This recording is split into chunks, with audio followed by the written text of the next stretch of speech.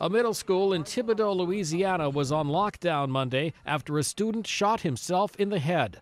Officials say the 15-year-old pointed a handgun at a teacher but fired over her head. He then went into the bathroom and shot himself. He's in critical but stable condition at a local hospital. At this point, we're just going to continue following leads, talking to anyone who might shed information. We do know it was a semi-automatic .32 caliber. The shooting took place at a middle school about 45 miles southwest of New Orleans. Officials say they found the boy's book bag, and in it, a note describing his plan to gear up before a spree, along with a drawing of how he'd dress.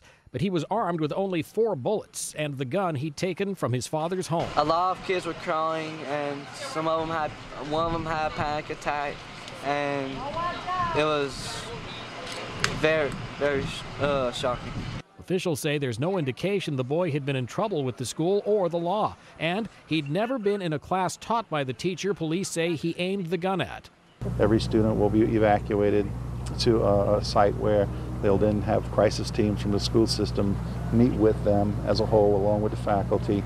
Several classmates describe the boy as quiet and say he never talked about guns or violence.